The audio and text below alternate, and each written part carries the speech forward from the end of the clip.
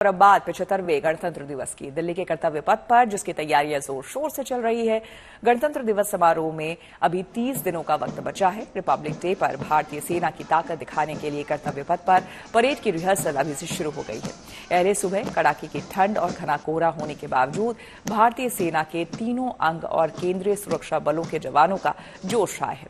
कोहरे की चादर में लिपटे होने की वजह से परेड में शामिल जत्थे एक दूसरे को देख नहीं पा रहे हैं। इसके बावजूद परेड कर रहे वीर जवानों की कमांड और बैंड बराबर सुनाई दे रही है। इस बार फ्रांस के राष्ट्रपति इमैनुअल मैक्रों गणतंत्र दिवस समारोह के मुख्य अतिथि होंगे।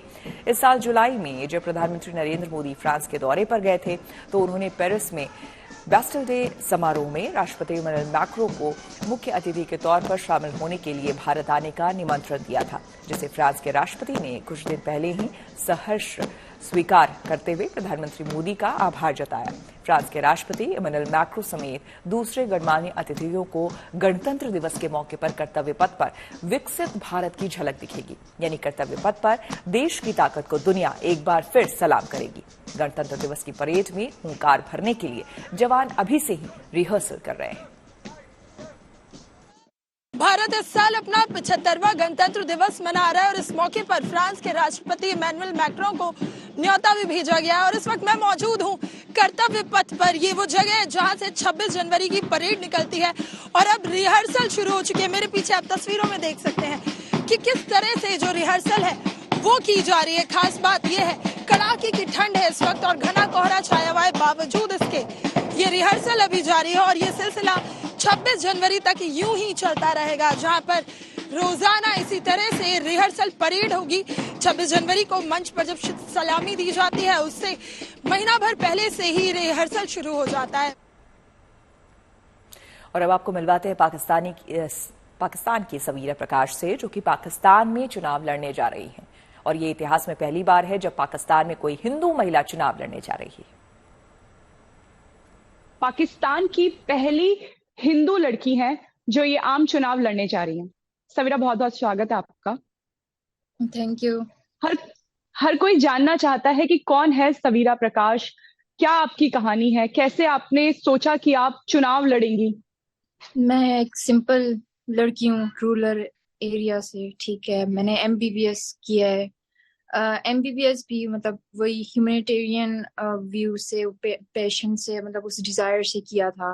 पर उसमें फिर मुझे जब मैं गवर्नमेंट हॉस्पिटल में काम कर रही थी उसमें मैंने कुछ इश्यूज देखे हैं जो मुझे लगा कि मतलब ज्यादा अथॉरिटी के बगैर सॉल्व नहीं होंगे, तो इसलिए फिर मुझे रास्ता पॉलिटिक्स ही मतलब शो हुआ है, तो पॉलिटिक्स की तरफ ही आना पड़ा।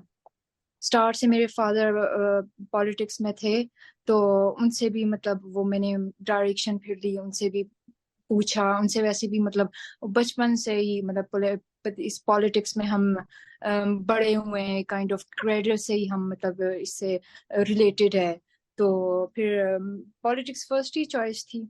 आप पहली महिला हैं, हिंदू महिला हैं, माइनॉरिटी कम्युनिटी को आप रिप्रेजेंट कर रही हैं पाकिस्तान में, जो जिन्होंने नामांकन किया है और अब आप 2024 में इलेक्शन लड़ने जा रही हैं। आप खैबर पख्तूनवा में रहती हैं, बहुत विवादित जगह भी वो है। वहाँ एक हिंदू परिवार का रहना कैसा है, कैसी वहाँ की जीविका होती है, अगर आप हमें थोड़ा सा और बता सकें। जो बेसिकली जो मेरा रीजन है जहाँ पे मैं रहती हूँ, बुनेर डिस्ट्रिक्ट में, वो तो मतलब बहुत ज्यादा पीसफुल है मेरे ख्याल से, तो बहुत ज्यादा पीसफुल है। लाइक वैसे भी रूरल एरियाज मतलब पीसफुल होते हैं ना, पर जो लाइक इंटरेक्शन है लोगों का आपस में, जो मतलब कभी ये फील नहीं हुई, डिवीजन टाइप फील नहीं हुई कि मतलब मैं माइनॉरिटी से हूँ, वो मुस्लिम्स है या कुछ भी, मतलब इन्होंने कभी फील नहीं किया।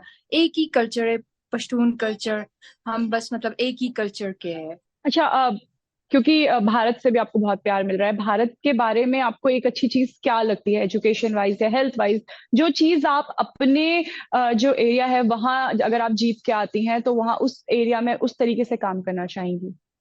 एजुकेशन, मेरा मेन फोकस ही एजुकेशन है, क्योंकि इंडिपेंडेंस हमें एक साथ ही मिली थी।